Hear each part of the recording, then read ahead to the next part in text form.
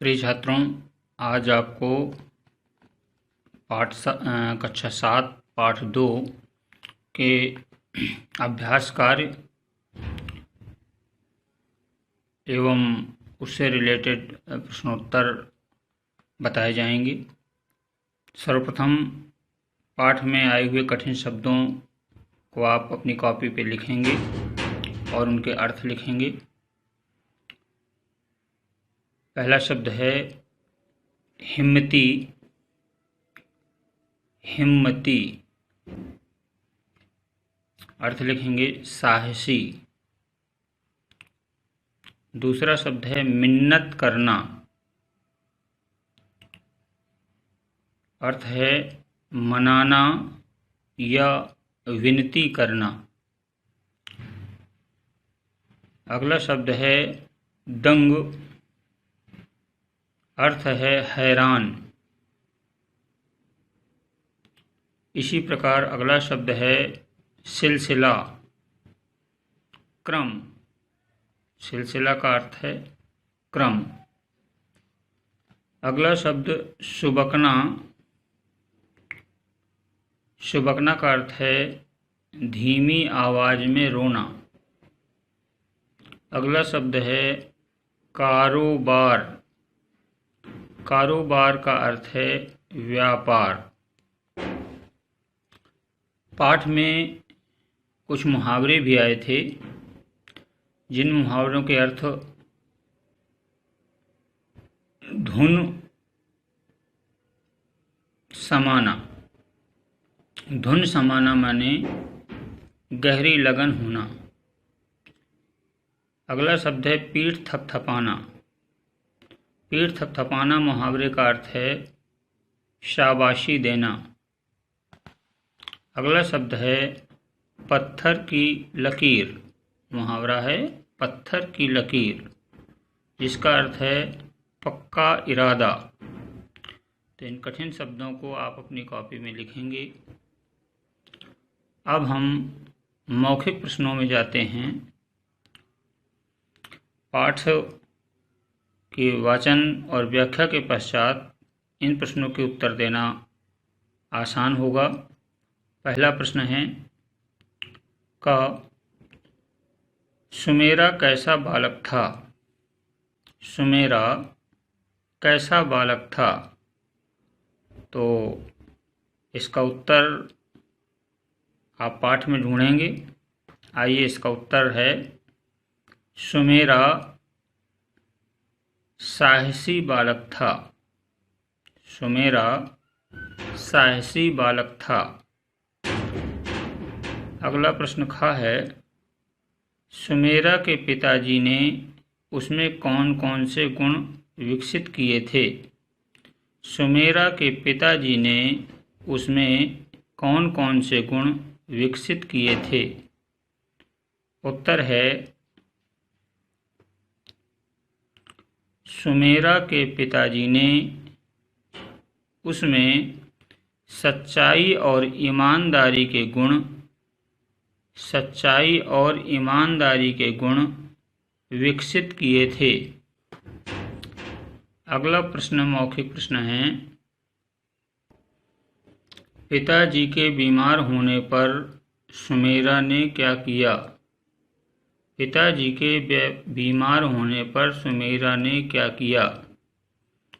उत्तर है पिताजी के बीमार होने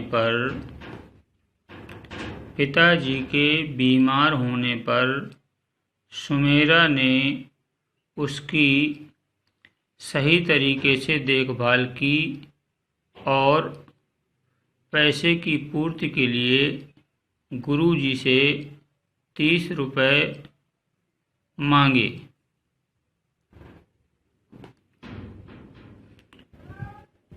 अगला प्रश्न है कुछ लोग सुमेरा का सामान क्यों उठाकर ले गए।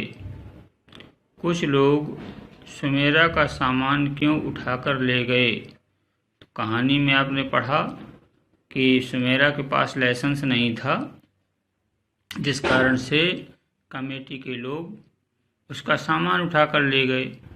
उत्तर लिखेंगे उसके पास लाइसेंस बिक्री के लिए लाइसेंस नहीं था, इसलिए कुछ लोग सुमेरा का सामान उठाकर ले गए। इस प्रकार से आप मौखिक प्रश्नों के उत्तर अपने उत्तर पुस्तिका में लिखेंगे। अब पाठ में आपने पूरे पाठ को ध्यान से पढ़ा है। प्रश्न दूसरा है, सही शब्द चुनकर रिक्त स्थान भरिए। विकल्प दिए हुए हैं। पहला है लाइसेंस, कोठी, रुपए, सच्चाई, चकित, ईमानदारी। इन शब्दों, ये विकल्प हैं, इन वैकल्पिक शब्दों को दिए गए रिक्त स्थान में भरना है। पहला रिक्त स्थान है, हमें डैश और डैश से रहना चाहिए। हमें डैश और डैश से रहना चाहिए। तो ऊपर शब्दों में ध्यान दीजिए, एक सच्चाई और ईमानदारी, दो शब्द मिलेंगे जिन्हें हमें भरना है। हमें सच्चाई और ईमानदारी से रहना चाहिए। अगला रिक्त स्थान है, मास्टर साहब उसके कहने के ढंग पर ही डैश हो गए। मास्टर साहब उसके कहने के ढंग पर ही डैश हो गए। यहाँ उचित शब्द चकित भरा जाएगा। तो वो सेंटेंस बनेगा, मास्टर साहब उसके कहने के ढंग पर ही चकित हो गए। अगला प्रश्न है, सुमेरा ने कमेटी वालों को डैश देने से मना कर दिया। सुमेरा ने कमेटी वालों को डैश देने से मना कर दिया। ऊपर जाएंगे, लाइसेंस हो नहीं सकता, कोठी है नहीं। तो हम बात कर रहे थे, सुमेरा ने कमेटी वालों को डैश देने से मना कर दिया। यहाँ भरेंगे, रुपए देने से मना कर दिया, रुपए भरा जाएगा। अगला रिक्त स्थान है, उसने कई बार डैश में झांकने की कोशिश की थी पर राजा कभी दिखे नहीं। कहाँ झांकने की कोशिश की थी? बिल्कुल सही उत्तर, कोठी में। अगला है, तो कोठी भरेंगे इस पर। अगला है, राजा साहब ने सुमेरा को डैश दिया। तो आप याद करिए, पाठ में जब सुमेरा राजा साहब के घर पहुंचा है दूसरे दिन, तो राजा साहब ने उसे क्या दिया था? 100 रुपये दिए थे और लाइसेंस दिया था। तो यहाँ पर चूंकि ऑप्शन में लाइसेंस दिया हुआ है, इसलिए लाइसेंस भरेंगे। अब आते हैं लिखित प्रश्नों के उत्तर में। तो पहले आप लिखित प्रश्न लिखेंगे, फिर उसका उत्तर लिखेंगे। पहला प्रश्न है, का सुमेरा ने पैसे क्यों उधार लिए? प्रश्न है, सुमेरा ने पैसे क्यों उधार लिए? आप उत्तर इसका अच्छे से जानते हैं, एक्सप्लेन में बताया गया था। चलिए अब इसका उत्तर लिखते हैं। जब सुमेरा के पिताजी को लकवा मार गया, जब सुमेरा के पिताजी को लकवा मार गया, माताजी पहले ही संसार से जा चुकी थीं। पिताजी की देखभाल के लिए अपने जीविकोपार्जन के लिए सुमेरा ने पैसे उधार लिए। फिर से उत्तर सुनिए। जब सुमेरा के पिताजी को लकवा मार गया, माताजी पहले ही संसार से जा चुकी थीं। पिताजी की देखभाल के लिए और अपने जीविकोपार्जन के लिए सुमेरा ने पैसे उधार लिए। अगला लिखित प्रश्न है, सुमेरा राजा साहब से मिलने में किस प्रकार सफल हुआ? सुमेरा राजा साहब से मिलने में किस प्रकार सफल हुआ? सुमेरा अपनी कला एवं साहस से राजा साहब के पास पहुंचा। सुमेरा अपनी कला एवं साहस से राजा साहब के पास पहुंचा और जाकर के अपनी समस्या सच्चाई से बताया और राजा साहब ने उसे उसकी ईमानदारी पर 10 रुपये इनाम दिए। इस प्रकार से वो राजा साहब से मिलने में सफल हुआ। अब आते हैं प्रश्न नंबर ग। राजा साहब ने सुमेरा की सहायता किस प्रकार की? प्रश्न है, राजा साहब ने सुमेरा की सहायता किस प्रकार की? उत्तर है, राजा साहब ने सुमेरा को फल बेचने के लिए लाइसेंस दिया और साथ ही उसे 100 रुपये दिए। तब सुमेरा ने कहा, राजा साहब मेरे पास मेरे फल 100 रुपये के नहीं थे। इस प्रकार से लाइसेंस और रुपए देकर के राजा साहब ने सुमेरा की सहायता की। अगला प्रश्न है, सफल होने पर सुमेरा ने क्या किया? सफल होने पर सुमेरा ने कठिन परिश्रम से सफल होने के लिए सुमेरा ने कठिन परिश्रम से कारोबार आगे बढ़ाया। अपने पिता का इलाज करवाकर उसे इस लायक बनाया ताकि वो दुकान पर बैठ सकें और वो कॉलेज में जाकर के पढ़ाई कर सके। इस प्रकार से सफल होने पर सुमेरा ने अपने पिता और अपनी पढ़ाई पर ध्यान दिया तथा अपने लिए झुग्गी झोपड़ी हटा करके 2 कमरों का मकान बनवाया।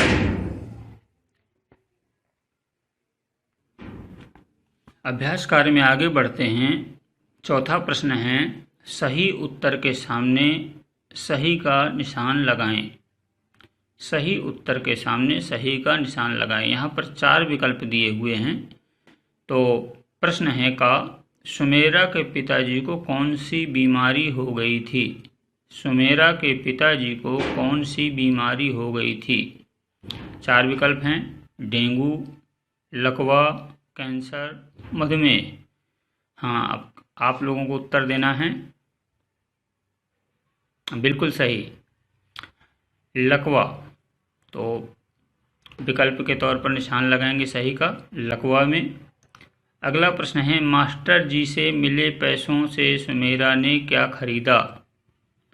मास्टर जी से जो पैसे मिले थे सुमेरा को, तो सुमेरा ने उससे उन पैसों से क्या खरीदा? पहला ऑप्शन है फूल, दूसरा लकड़ी, तीसरा संतरे और चौथा दवाइयाँ। बिल्कुल सही, संतरे। ग प्रश्न, राजनिवास में कौन रहता था? राजनिवास में कौन रहता था? तो पहला ऑप्शन राजा, दूसरा कमेटी वाले, तीसरा सुमेरा, चौथा मास्टर जी। राजनिवास में राजा रहते थे, तो राजा में सही का निशान लगाएंगे। अब आते हैं प्रश्न नंबर 5। प्रश्न नंबर 5 में प्रश्न 5 है, निम्नलिखित समरूपी भिन्नार्थक शब्दों को वाक्यों में प्रयोग कीजिए। तो पहला का है समान और सामान। दोनों शब्द लगभग एक रूप में दिखाई पड़ते हैं, लेकिन थोड़ा सा बारीक सा उनमें अंतर है। तो पहले उनका अंतर समझ लेते हैं। समान मीन्स वस्तु, और समान मीन्स एक जैसा, और सामान मीन्स वस्तु। तो जब हम समान अर्थात एक जैसा शब्द का प्रयोग करेंगे तो लिखेंगे सुमेरा के समान माने के बराबर कोई नहीं है। सुमेरा के बराबर या समान कोई नहीं है। और जब सामान के रूप में या वस्तु के रूप में उसका प्रयोग करेंगे तो लिखेंगे सुमेरा का सामान, यहाँ वस्तुएं फेंकी गई तो सामान उठाकर वे लोग चले गए। अगला प्रश्न में है और की तरफ। और का मतलब है की तरफ, और का मतलब है आदि, और भी। तो पहले और शब्द का प्रयोग करेंगे, हमारे चारों ओर गंदगी है। हमारे चारों ओर गंदगी है। और और शब्द का प्रयोग करेंगे। मैं और मेरे मित्र कल बाजार गए थे। मैं और मेरे मित्र कल बाजार गए थे। अगला प्रश्न है, उदार और उधार दोनों शब्द एक जैसे लिखते हैं, लेकिन इनमें बारीक सा अंतर है। उदार का मतलब होता है दूसरों के प्रति संवेदनशील व्यक्ति, और उधार का मतलब है किसी से कर्जा लेना। तो पहले शब्द का प्रयोग करेंगे, राजा साहब उदार थे। राजा साहब उदार थे। और उधार शब्द का प्रयोग करेंगे, मैं उधार नहीं लेता। मैं उधार नहीं लेता। इस प्रकार से अगले दो शब्द हैं, दिन और दीन। दिन का मतलब डे या वार, सोमवार मंगलवार वार दिन, और दीन का मतलब है दुखी। तो हम जब दिन का प्रयोग करेंगे तो लिखेंगे, आज सोमवार का दिन है। आज सोमवार का दिन है। और जब हम दीन का प्रयोग करेंगे तो लिखेंगे, हमें दीन दुखियों की सहायता करनी चाहिए। हमें दीन दुखियों की सहायता करनी चाहिए। अगले प्रश्न नंबर 6 पर विचार करते हैं। प्रश्न नंबर 6 में दिया हुआ है, निम्नलिखित शब्दों को शुद्ध करके उनके अर्थ लिखिए। तो ये अशुद्ध शब्द लिखे हुए हैं, इनको शुद्ध करना है। पहला लिखा हुआ है का हिममती, तो ये शब्द गलत है। सही शब्द होगा हिम्मती। हिम्मती। और उसका अर्थ होगा साहसी, हिम्मत वाला, साहस वाला। अगला शब्द चकित दिया हुआ है। चकित शब्द गलत है। इसका सही उच्चारण होगा चकित। चकित। चकित मीन्स दंग रह जाना। ग है दंग। दंग। दंग नहीं होता, दंग होता है। दा में अंग की बिंदी लगेगी, यहाँ चांद बिंदी नहीं लगेगी। दंग मीन्स होता है चकित। फिर अगला शब्द दिया हुआ है मुश्किल। मुश्किल। तो मुश्किल शब्द सही नहीं है, होगा मुश्किल। मुश्किल, कठिन। अगला दिया हुआ है एक मात्रम। तो एक मात्रम गलत है, एकमात्र होगा। एकमात्र। एकमात्र मीन्स होता है बहुत कम। प्रश्न नंबर 7 में ध्यान देंगे, जिस शब्द से काम के होने, करने या किसी स्थिति का बोध होता है उसे क्रिया कहते हैं। ये हिंदी व्याकरण में क्रिया की परिभाषा है। किसी कार्य के होने या करने का बोध हो उसे क्रिया कहते हैं। क्रियाएं दो प्रकार की होती हैं। क्रिया के दो भेद हैं, सकर्मक क्रिया और अकर्मक क्रिया। तो हम पहले जानेंगे कि सकर्मक क्रिया क्या है। जिस क्रिया का फल कर्म पर पड़ता है उसे सकर्मक क्रिया कहते हैं। जैसे राम किताब पढ़ता है, तो पढ़ना कर्म का फल किताब पर पड़ रहा है, इसलिए ये सकर्मक क्रिया है। और अकर्मक क्रिया वे क्रियाएं हैं जिनके प्रयोग में कर्म की जरूरत नहीं होती। जैसे राम हंसता है। राम हंसता है, तो हंसना अकर्मक क्रिया है और पढ़ना सकर्मक क्रिया है। क्योंकि पढ़ने में अगर हम प्रश्न लगाएंगे कि राम क्या पढ़ता है, तो पता चलेगा अखबार, किताब, कुछ ना कुछ पढ़ रहा है। लेकिन राम हंसता है, तो क्या हंसता है, कोई उत्तर नहीं मिलता है। इसलिए जिसमें कोई उत्तर ना मिले क्या लगाने पर वहाँ अकर्मक क्रिया होती है। तो आइए यहाँ इन वाक्यों को हमें पहचानना है कि ये सकर्मक क्रियाएं हैं कि अकर्मक क्रियाएं हैं। पहला है वह हंसता है, तो हंसता क्रिया पहचान करके लिखना है। तो यहाँ पर कौन से कार्य हो रहा है, हंसने का, इसलिए हंसता क्रिया है। अंकुर ने गीत गाया। अंकुर ने गीत गाया, तो क्या किया अंकुर ने, गीत गाया, तो गाया क्रिया है। इसके बाद कृष्ण पढ़ता है, तो कृष्ण क्या करता है लगा जब प्रश्न करेंगे तो उत्तर आएगा कृष्ण पढ़ता है, तो पढ़ना क्रिया हो गई। रीमा ने खाना खा लिया है। रीमा ने क्या किया है, खा लिया है, तो खाना क्रिया है। इसके बाद सीना ने घर की सफाई की, तो सीना ने क्या किया, सफाई की, तो सफाई क्रिया है। इस प्रकार से ये प्रश्न हुए। अब कुछ आपके रचनात्मक प्रश्न हैं जिनको आपको अपनी उत्तर पुस्तिका में करना है। अपने जीवन की किसी एक घटना का वर्णन अपने शब्दों में कीजिए जब आपने साहस से कोई कार्य किया हो या कुछ प्राप्त किया हो। तो अपने जीवन की तमाम ऐसी घटनाएं आती हैं जहां पर आपने बड़े ही साहस के साथ काम किया होगा और आपको सफलता प्राप्त हुई होगी। जैसे कई बार क्या होता है, बच्चों के अंदर परीक्षा का नाम सुनकर के बड़ा डर जैसा होता है, लेकिन आप में से बहुत सारे बालक ऐसे हैं जो बिल्कुल बिना डरे अपने संपूर्ण पाठ को अच्छे से तैयार करते हैं और निर्भीकता पूर्वक परीक्षा में आते हैं और परीक्षा देकर के अच्छे मार्क्स प्राप्त करते हैं। तो इस प्रकार की और भी घटनाएं हो सकती हैं जिन्हें आप कम से कम 100 शब्दों में एक पेज में लिख करके रखेंगे। दूसरा प्रश्न है, जानकारी प्राप्त कीजिए, पाठ में राजा किसे कहा गया है? राजनिवास का वास्तविक अर्थ क्या है? तो यहाँ पर जैसे आप समझ सकते हो कि पाठ में राजा किसे कहा गया है। अब वर्तमान में प्रजातंत्र है तो प्रजातंत्र में व्यवस्था चलती है कि दिल्ली का राजा या तो प्रधानमंत्री होता है, या वहाँ अगर दिल्ली प्रदेश है तो प्रदेश के मुख्यमंत्री हो सकते हैं।